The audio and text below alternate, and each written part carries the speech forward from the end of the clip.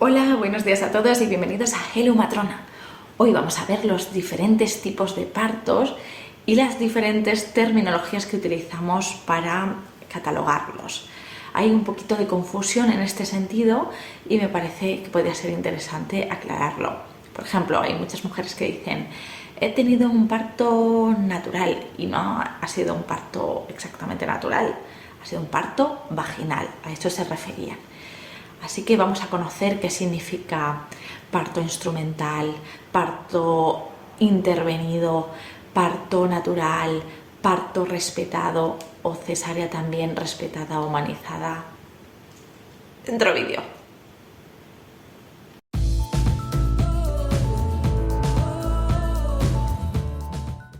Bueno, al final hay muchísimos tipos de partos, tantos como madres en el mundo. Lo que voy a hacer aquí es un pequeño resumen de cómo catalogamos y qué significan esas definiciones. Voy a empezar de lo menos intervenido o de lo menos medicalizado, digamos, a lo más. Así que empezamos hablando del parto natural. El parto natural es aquel que se ha iniciado de forma espontánea, transcurre también de forma fisiológica y termina del mismo modo, con solamente la ayuda de un profesional cualificado para hacer que esa fisiología continúe y solamente intervenir cuando es necesario, es decir, la mínima intervención posible. Después tenemos el parto mínimamente intervenido, que cada vez está, no más de moda, pero cada vez se lleva más a cabo en los hospitales, así que podemos estar contentos. Vamos avanzando poco a poco. El parto mínimamente intervenido es aquel que ha transcurrido la mayor parte de él de forma natural, pero sí que ha precisado de una mínima intervención, alguna medicación. Voy a poner un ejemplo. Una mujer que ya lleva muchas horas de parto, que tiene unas contracciones que no son demasiado potentes o se han distanciado mucho unas de otras.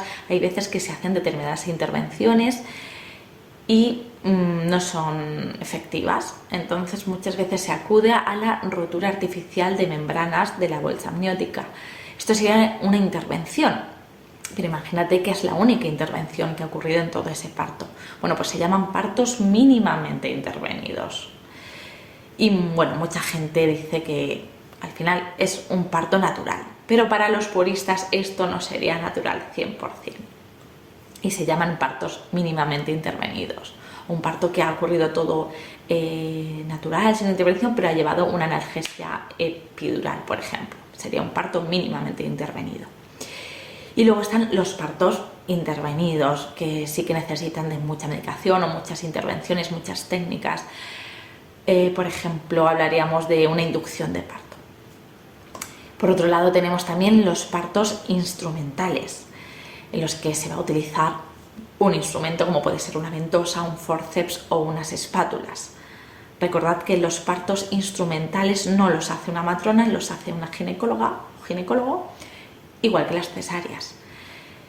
¿De qué va a depender que elija un instrumento o elija otro? Normalmente va a depender de la pericia del profesional que lo hace.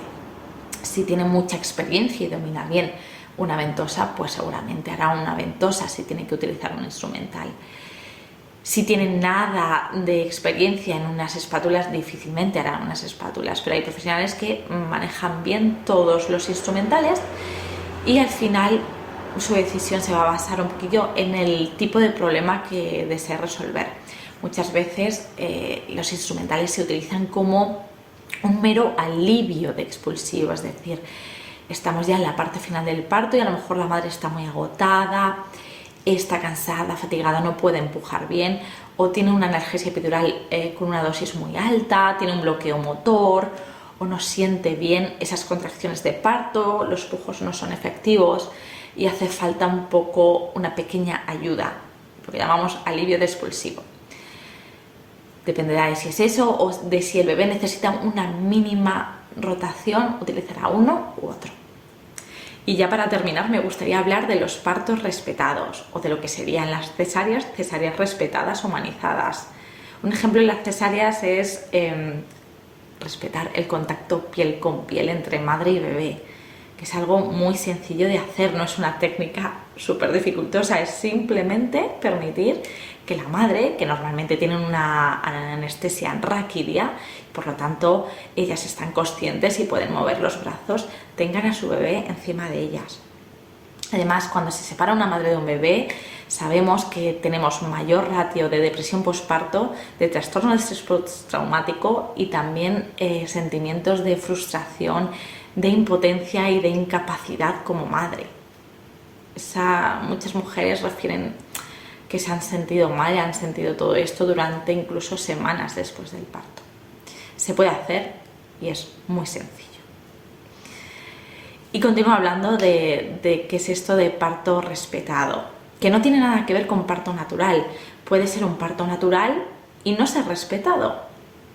Aunque es verdad que la mayoría de partos naturales son respetados, pero es que hay algunas veces que ocurre lo contrario. Por ejemplo, una mujer que llega en trabajo de parto y desea una epidural y no se le administra esa analgesia, no porque no se pueda, sino porque no se le administra y punto. Bueno, pues esto no es un parto respetado, por muy natural que sea. ¿Vale? Los partos respetados aumentan muchísimo la satisfacción de las mujeres y al final es muy sencillo de hacer. Es simplemente respetar, por un lado, la fisiología del parto.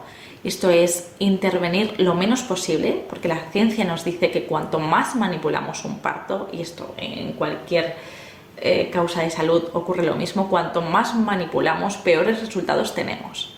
Es decir, tenemos que intervenir lo mínimo necesario. Por otro lado, también respetar a la madre, respetar sus deseos, escucharla, saber qué quiere, qué tipo de parto quiere y como profesional conocer sus derechos.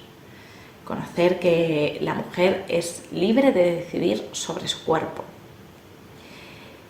Esto de los derechos está muy bien expresado en la ley, creo que se llama, bueno, es la Ley de Autonomía del Paciente, es la 41/2002, me parece que era. Bueno, ellos pueden hablar mucho mejor de esta ley, los juristas. Pero bueno, en resumidas cuentas y muy a grosso modo, viene a decirte que tú como usuario de un sistema de salud eres libre de decidir sobre tu cuerpo. Y cada vez que se te haga una intervención te deben de informar de manera clara, de manera que lo entiendas. Y una vez has sido informado y comprendes perfectamente cuáles son los riesgos, las posibles complicaciones de esa intervención y los beneficios, aceptarla o no. Tienes que dar tu consentimiento y si no lo das, no se te hace y punto. Somos libres sobre nuestros cuerpos. Bueno, esto siempre tiene algunas excepciones como los temas de salud pública cuando afecta a terceros, pero si no, debemos atender tu decisión. Entonces tenemos respeto a la fisiología, respeto a la madre, a sus deseos y sus derechos y respeto, por supuestísimo, al recién nacido, que el recién nacido es un ser vulnerable, es un ser indefenso y precisamente por esto tenemos que tener todavía más cuidado.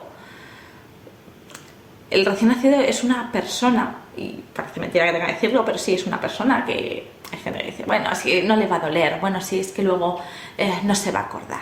No, hay que respetar y hay que conocer que un recién nacido puede sufrir y cómo ese estrés o ese sufrimiento puede desembocar en problemas en el futuro. Entonces, de igual manera, yo creo que todos los profesionales que intervenimos en algún tipo de cuidado del recién nacido tenemos que conocer perfectamente no solo cuáles son sus derechos, sino saber cuáles son las necesidades básicas y los procesos mentales por los que pasa un recién nacido, cómo puede sufrir, sentir dolor, sentir inseguridad, sentir muchísimo estrés. Y esto puede tener consecuencias y repercusiones. Por lo tanto, mucho respeto a los recién nacidos, aunque ellos mismos no nos vayan nunca a denunciar ni a poner una reclamación. Siempre se les deberá informar, obviamente no a ellos, pero sí a sus padres y obtener su consentimiento. Bueno, y esto ha sido todo. Espero que os haya gustado y nos vemos próximamente en un nuevo vídeo. ¡Hasta pronto!